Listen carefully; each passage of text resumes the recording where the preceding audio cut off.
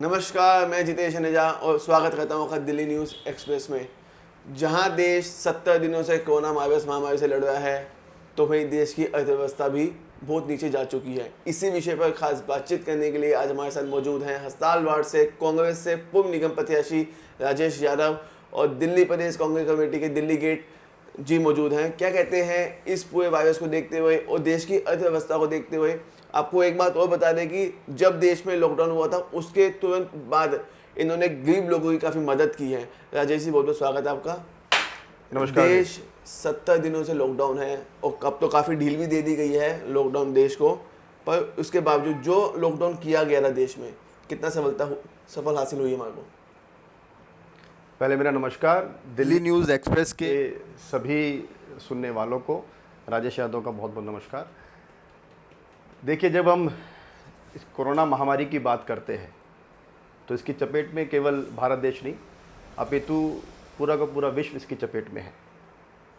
जिस तरह से पूरे देश में इसको लेके तरह तरह की स्ट्रेटेजी बनाई गई कि हम इसको किस तरह से इसको लड़ें और अपने नागरिकों की रक्षा करें, इसी तरह से हमारे देश के प्रधानमंत्री जी ने भी लॉकडाउन किया और शुरुआती दौर पे लॉकडाउन करके कहीं ना कहीं एक बहुत पॉजिटिव मैसेज दिया, जिसको पूरे के पूरे नागरिकों ने मांग कर उनकी सभी आदेशों का पालन करके उन्होंने एक अच्छे देश के नागरिक होने का एक अच्छा एग्जाम्पल रखा जी।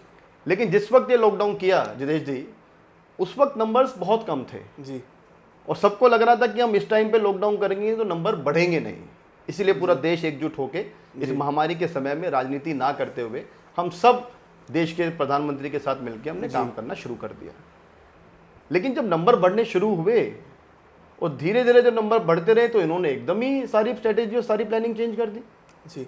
आप देखिए, जिस तरह से दारू के ठेके खोलने का जो काम हुआ जी, हमने बहुत विरोध किया। हमने कहा कि अगर आपने दारू के ठेके, अगर आपने दारू लिकर सेल करना है जी, और इससे एक्साइज आप लोगों ने कमाना है, तो सबसे पहले आप इसकी व्यवस्था जो है सभी ठेकों पे कर देनी चाहिए थी ताकि भीड़ ना लगे। मैंने फेसबुक के माध्यम पे भी इस चीज़ को रखा था, सोशल मीडिया के सारे प्लेटफॉर्म को हमने यूज़ करके कहा था कि इसको तुरंत बंद करें जी। जब तक हमारे पास पूरी सप्लाई ना हो, हम इसको ना खोलें जी। और मुझे लगता है उसके खोलने के बाद जो नंबर्स बढ़े हैं, सरकार उसको डिफेंड नहीं कर पा रही है और कहीं ना कहीं नंबर बढ़ने का कारण जी ये दारू के ठेके रहा है। जब से लॉकडाउन हुआ है तब से ही कांग्रेस पार्टी इसका विरोध करते हुए आई है। कांग्रेस पार्टी के जो पूर्व अध्यक्ष रहे राहुल गांधी, उन्होंने पहले दिन से ही कह दिया था इस लॉकडाउन के बाद देश की अर्थव्यवस्था और देश का मजदूर मर जाएगा, और वही हुआ। आज 70 दिनों के बाद भी जो देश का मजदूर है वो मरता हुआ दिखाई दे रहा है। कभी वो ट्रक के नीचे आता है, कभी उसे रेलगाड़ी मार देती है, कभी वो वैसे मर जाता है। तो इनका जिम्मेदार कौन? आपने बहुत सही बात कही है जितेश जी। देखिए, कोई भी काम अगर बिना प्लानिंग के करते हैं, हर काम को करने से पहले एक पूरी प्लानिंग करनी पड़ती है, तब आप उस काम को करते हैं।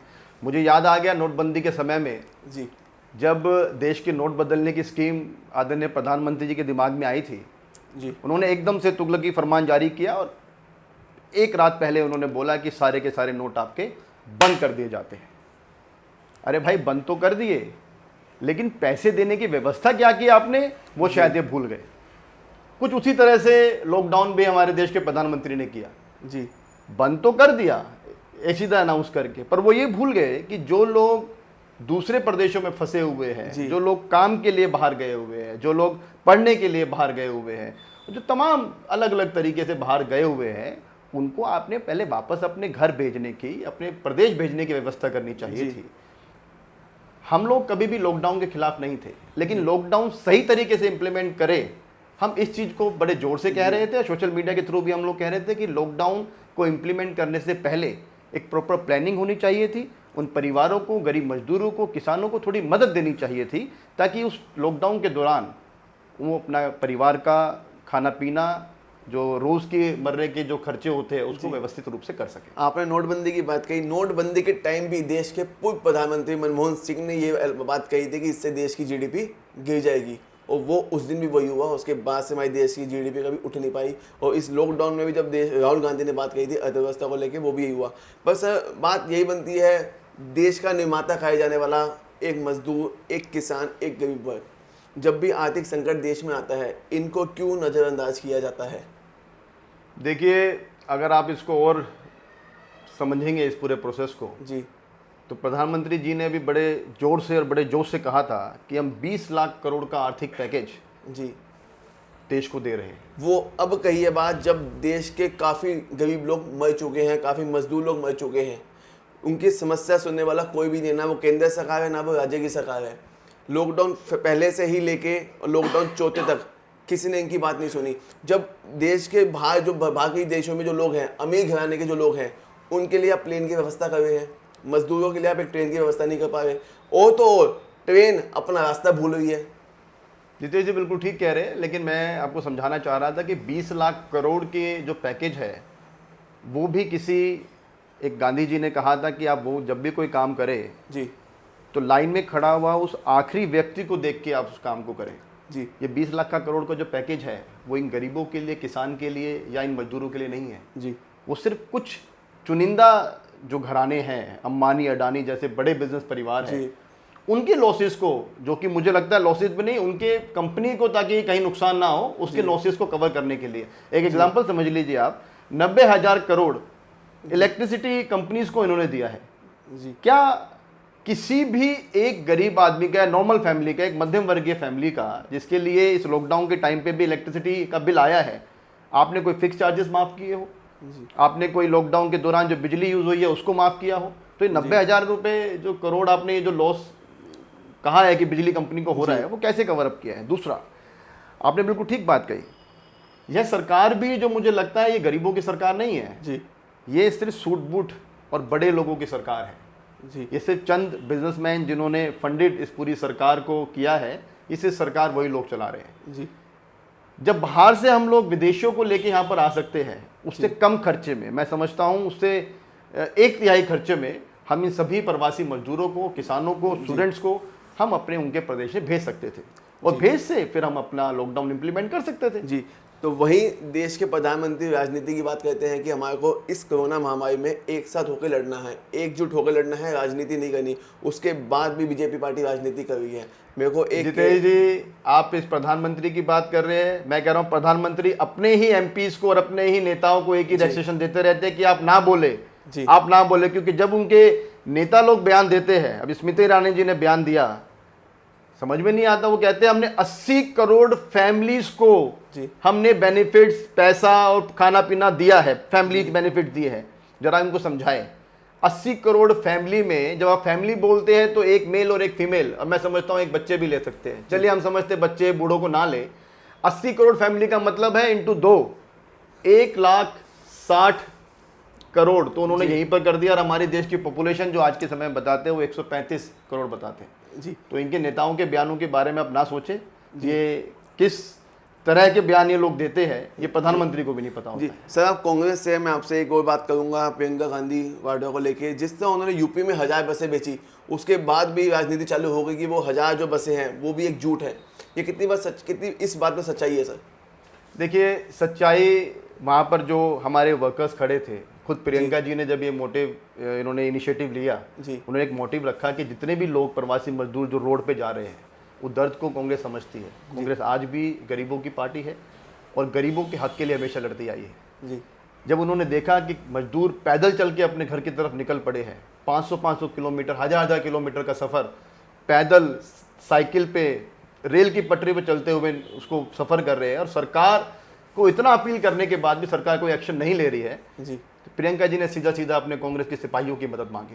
उन्होंने कहा कि आप कहीं भी हैं, आप ये सुनिश्चित करें कि थोड़ा थोड़ा पैसा सब इकट्ठा करके उस बसों का इंतजाम करें। हमारे दिल्ली प्रदेश अध्यक्ष अनिल चौधरी जी ने इस इनिशिएटिव को लिया जी। और दिल्ली के आसपास जितने भी लोग थे जो आनंद विहार से लेकर अलग अलग बॉर्डर्स पे फंसे हुए थे, उनके लिए बसों की व्यवस्था करते हुए उनको यूपी बॉर्डर पहुंचने की वो लोग तैयारी में थे। जी आप वहाँ तो छोड़िए, यहाँ पर भी उनको घर में डिटेन किया गया, उनको अरेस्ट किया गया, और कितनी राजनीति उन्होंने उनके साथ भी की। जी यूपी की बात करें तो 1000 बसें आगरा के बॉर्डर पे खड़ी हुई जी। लाइव दिखाई दे रही है। उनसे पहले उनको बोला कि आप बसों की आरसी भेजिए, आप इंश्योरेंस भेजिए, आप उनके फिटनेस सर्टिफिकेट भेजिए, आप ड्राइवर का लाइसेंस भेजिए, आप कंडक्टर का लाइसेंस भेजिए, और ना जाने क्या क्या लिस्ट उनसे मांगी गई। जबकि इनके नितिन गडकरी जी जो ट्रांसपोर्ट मिनिस्टर है वो खुद कहते हैं कि फिटनेस सर्टिफिकेट की अगले 6 महीने में जरूरत नहीं पड़ेगी किसी भी पब्लिक ट्रांसपोर्ट की जी और यहाँ पर आप इन बसों का फिटनेस सर्टिफिकेट मांगते हैं। जी तो कॉन्ट्राडिक्टरी बयान है इनके, और बजाय इसके कि वो लोग मदद लें, एक सरकार में बैठे जिनका काम दो लोगों की मदद करना था, वो मदद भी एक दूसरी पार्टी जो कि कहीं से भी सरकार में नहीं है, अपोजिशन में है, जी वो आगे आके आपकी मदद करना चाह रही है, वो उन प्रवासी भाइयों को मदद करना चाह रही है। प्रियंका जी ने ये भी कहा कि आप इसमें बीजेपी के झंडे लगा दीजिए, हम लोगों को श्रेय नहीं चाहिए। जी वो मदद करना चाहती थी और वो मदद भी इस सरकार ने नहीं करने दी। ये बहुत ही शर्मनाक बात। पर इतना लड़ने के बाद भी उन सब बसों को वापस भेज दिया गया। हालांकि मजदूर वहाँ बसों का वेट कर रहे थे, इतनी गर्मी के अंदर भी मजदूर वहाँ मर रहे थे, उसके बाद भी बसों को वापस भेज दिया गया, सिर्फ और सिर्फ राजनीति के चलते, क्योंकि वो बसें सिर्फ प्रियंका गांधी ने भेजी थी इसलिए। आपका लोनी बॉर्डर, आपका गाजियाबाद बॉर्डर, वहाँ पर आज भी जाएंगे आप तो देखेंगे वहाँ कितने लोग फंसे हुए हैं जो रोज़ रजिस्ट्रेशन करने के लिए खड़े रहते हैं, लाइनों में भरे रहते हैं। क्या वहाँ पर जो लोग खड़े हैं वो आपस में टच होते हैं तो क्या कोरोना का संक्रमण नहीं फैलेगा? जी इसके अलावा आप उनको कहा कि आप लखनऊ बॉर्डर पे बसों को भेजिए। इस तरह की बातें करके कहीं ना कहीं बीजेपी सरकार ने दिखा दिया है कि हम लोग राजनीति से पूरे भरे हुए हैं और हम कोई भी काम बिना राजनीति के कर ही नहीं सकते। जी, तो जिस तरह ये पूरा लॉकडाउन हुआ है, तो क्या लगता है कि जो लॉकडाउन है वो पूरी तैयारी के साथ बिल्कुल नहीं किया गया? चाहे मैं राज्य सरकार की बात करूँ, मैं चाहे केंद्र सरकार की बात करूँ, दोनों ही मिलके जिस तरह पहले मोदी जी ने आए, मोदी जी ने आगे लॉकडाउन पूरा किया, उसके बाद दूसरे लॉकडाउन में उन्होंने कहा कि राज्यों के साथ सरकार, राज्यों के मुख्यमंत्रियों के साथ बैठ के हम एक रणनीति बनाएंगे किस तरीके से लॉकडाउन को बढ़ाना है। इन सब बातों को देखते हुए भी जितने केस हैं वो बढ़ते ही दिखाई देंगे। अब एक बात समझिए, मैंने पहले कहा था किसी भी काम को करने से पहले आपको एक प्लानिंग की ज़रूरत होती है। जी, चलिए लॉकडाउन इन्होंने जैसा किया, जैसा समझ में आया इन्होंने किया, लेकिन लॉकडाउन को जब ख़त्म कर रहे थे वो भी किस तरीके से ख़त्म करना है, कहाँ कहाँ एड देनी है, किस किस सेक्टर्स को कितनी कितनी हेल्प करनी है, जी। शायद ये लोग उसको भी समझ नहीं पाए। और जो काम देश के प्रधानमंत्री को, देश के फाइनेंस मिनिस्ट्री को या देश के होम मिनिस्टर को करना चाहिए था, वो काम आपको राहुल गांधी जी करते हुए नजर आए। जी। अलग अलग इकोनॉमिस्ट से, रघुराम जी से इनको डायरेक्ट फेस टू फेस बात करनी पड़ी और अलग अलग इकोनॉमिस्ट से, अलग अलग लोगों से, अलग अलग प्रोफेसर से राहुल जी ने इंटरेक्शन किया, समझा कि अगर हम इस लॉकडाउन को खोलेंगे भी तो किस किस सेक्टर्स को कितनी कितनी एड देनी पड़ेगी। जी। उन्होंने अभी एक जब इस बात को नहीं मान रहे थे तो स्पीकअप इंडिया करके मुहिम शुरू किया, जिसने सभी लोगों से अपील की कि आप सामने आए और देश के सेक्टर्स को सुधारने के लिए, देश की अर्थव्यवस्था को सुधारने के लिए, देश के जो गरीब किसान हैं, मजदूर हैं, जो प्रवासी लोग हैं जो वापस जा रहे हैं, उनको मदद करने के लिए क्या करना चाहिए वो भी समझाया। अगर आप टाइम दे तो मैं आपको समझाऊं उन्होंने क्या कहा था स्पीकअप इंडिया के समय में। तो हम चाहेंगे सर हमारे चैनल के माध्यम से आप जनता को बताएं क्या पूरी वो चीज़ थी। स्पीकअप इंडिया के माध्यम से राहुल गांधी जी ने और कांग्रेस परिवार ने 6 डिमांड सीधा सीधा सरकार से रखी है। नंबर 1, वो कहते हैं 10,000 रुपये आप डायरेक्ट बिना किसी शर्त के, जो प्रवासी मजदूर हैं, जो किसान हैं, जो गरीब लोग हैं, इनका डेटा सरकार के पास मौजूद है, आप सीधा उनके अकाउंट में, बैंक अकाउंट में इस 10,000 रुपये को उनके खाते में डलवाएं। कोरोना महामारी का समय है और ये एकदम ख़त्म होने भी नहीं वाला है। अगले 6 महीने तक 7,500 रुपये की मदद लगातार आप उनके अकाउंट्स में, खाते में पैसा डाल के उनकी मदद करें। तीसरा, जितने प्रवासी मजदूर हैं जो अपने प्रदेश वापस जाना चाहते हैं, जो घर वापस जाना चाहते हैं, उनके लिए फ्री ट्रांसपोर्टेशन और यात्रा के दौरान उनको फ्री में खाना और पानी की व्यवस्था उनको कराएं। नंबर 4, जो स्टूडेंट्स हैं जो दूसरे प्रदेश में पढ़ने के लिए गए हुए हैं, उनकी घर वापसी के लिए भी आप फ्री ट्रांसपोर्टेशन और उनकी व्यवस्था पूरी कराएं। सबसे ज़रूरी बात, जो मजदूर वर्ग है, 5वां पॉइंट है मेरा, मनरेगा के तहत उनको 100 दिन के बजाय 200 दिन का उनको कार्य कम से कम प्रोवाइड ये सरकार करे। और छठा, सबसे इम्पोर्टेंट, जो हमारे देश की स्मॉल स्केल इंडस्ट्रीज़ है, जो इस देश की अर्थव्यवस्था को चलाती है, जो रीढ़ की हड्डी है इस भारत देश की, उसको दोबारा शुरू करने के लिए आपने जो एड उनको देनी है, उनको फटाफट अभी की अभी बिल्कुल अर्जेंट में आप उनको ग्रांट प्रोवाइड करें ताकि वो लोग अपना बिजनेस दोबारा शुरू कर सके, देश में नौकरियां बढ़ सके और सुचारू रूप से देश चल सके। इन 6 डिमांड्स को लेके हम लोग पूरे भारत देश में स्पीकअप इंडिया का मुहिम चलाया है और मैं चाहता हूं आपके चैनल के माध्यम से भी इसको आप लोगों तक पहुंचाएं कि लोग सोशल मीडिया पे इन चीज़ों को रखें। तो क्या लगता है देश की जो सरकार है इस पर वो काम करेगी? हम उम्मीद करते हैं, क्योंकि देश की सरकारें का ये फ़र्ज़ बनता है जी कि लोगों के लिए और ख़ासकर इस महामारी में लोगों के साथ खड़े होकर उनकी मदद करें और देश को चलाने में कहीं ना कहीं आगे आके स्टेप लें। जी राजेश जी, हम हस्ताल वार्ड में हैं और यहाँ के आप पूर्व निगम प्रत्याशी भी रह चुके हैं। जब लॉकडाउन हुआ था हमने देखा आप काफ़ी गरीब लोगों की मदद भी कर रहे थे, तो कितनी आपने लोगों की मदद की है और कितना लोग जागरूक हैं सोशल डिस्टेंसिंग को लेकर, हाथों को धोने को लेकर और मास्क पहनने को लेकर? हमने जनता रसोई के नाम से यहाँ पर कांग्रेस अनिल जी का आह्वान से हमने यहाँ पर रसोई चलाई थी और लगभग हम लोग धीरे धीरे चलते हुए 2500 परिवारों को हम लोग यहाँ पर खाना देते हुए उनको मदद कर रहे थे। जी इसके अलावा हमने जहाँ जहाँ ज़रूरत थी, जो लोग नहीं आ सकते थे, कुछ लोग अपंग थे, कुछ लोग पारिवारिक दृष्टि से बाहर नहीं निकल पा रहे थे क्योंकि हर आदमी लाइन पे नहीं लग पा रहा था, जी उनको हम लोग सूखा राशन दे के भी हमने उनकी मदद की।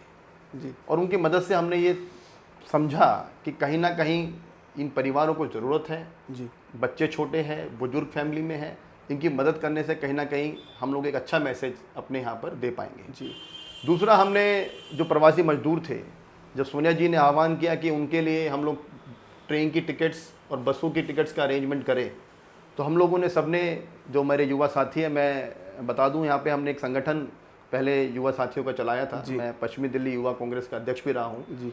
तो हमने सब साथियों को इकट्ठा करके और अपने आस पड़ोस के सभी युवा साथियों को लेके एक युवा शक्ति के साथ हमने कुछ फंड्स इकट्ठा करके वहाँ पे वो भी मदद की।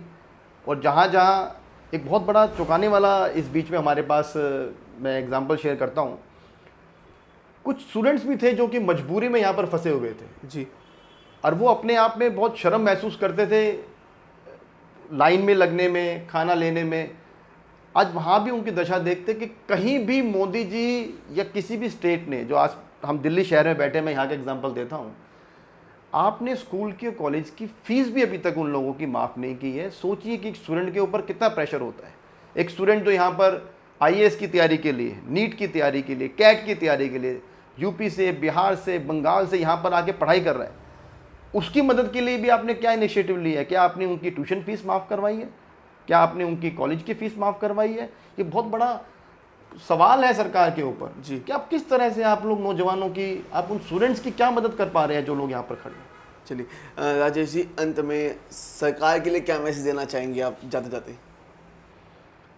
मैं समझता हूँ सरकार ने सबसे पहले सोचना चाहिए कि हम उन गरीब आदमियों की, जी जो समर्थ नहीं है, जिनके पास इतनी व्यवस्था नहीं है, जो लोग रोज़ कमाते थे और रोज़ खाते थे, जी उनका व्यवसाय पिछले 70 दिनों में वो कुछ भी काम नहीं कर पा रहे, उनका परिवार सारा उस मेल डोमिनेटेड आदमी की तरफ देखता है कि वो आदमी बाहर जाएगा तो कुछ कमा के लाएगा। जी आप उसको जो भी प्लानिंग करें, आप जो भी, चाहे आप दारू के ठेके खोलें, चाहे आप कुछ भी काम आप करें, जी सबसे पहले आप उसको सोच के दिमाग में रखिए कि हम उस लोगों की कैसे मदद कर पाएंगे। जी आप अगर उसको देख के अगर आप चलेंगे, गांधी जी ने भी कहा था कि आप कोई भी काम करें तो लाइन में खड़े उस आखिरी व्यक्ति को कैसे लाभ दे पाएंगे, उसको सोच के करें। तो सरकार को ये सोचना है, किसी भी स्कीम को बनाएं। मैंने आपको बताया स्पीकअप इंडिया के तहत कि कम से कम इन 6 स्टेप्स को आप फॉरवर्ड करें। मैं समझता हूँ कि सरकार इन 6 स्टेप्स को फॉरवर्ड करेंगी, प्लानिंग में डालेंगी, तो कहीं ना कहीं इम्प्लीमेंट के बाद हमारे देश को जो राहत अभी चाहिए, प्रदेशों में भी राहत चाहिए, वो मिल जाएगा। और ऐसा झारखंड में उन्होंने करके दिखाया है, पंजाब में करके दिखाया है। मुझे बहुत खुशी होती है बताते हुए कि कांग्रेस शासित प्रदेशों में ये सारी की सारी 6 के 6 स्टेप्स जो है इम्प्लीमेंट कर दिए गए। चलिए, धन्यवाद आपका सर अपना समय देने के लिए। तो ये थे राजेश यादव जी, जिनका खास तौर पर कहना है कि लॉकडाउन 4 को जाने वाला है, लॉकडाउन 5 में केंद्र सरकार को और स्टेट गवर्नमेंट को भी बहुत सारी तैयारी करने की ज़रूरत है और जिस तरह गरीब लोग मरते हुए दिखाई दे रहे हैं उन पर ध्यान देने की बहुत ज़्यादा ज़रूरत है। आप लॉकडाउन 5 लेके आइएगा तो कुछ प्लानिंग के साथ, कुछ सोच समझ कर लेके आइएगा। तब तक के लेते हैं आपसे अलविदा, फिर मिलेंगे आपसे। तब तक देखते रहिए दिल्ली न्यूज़ एक्सप्रेस।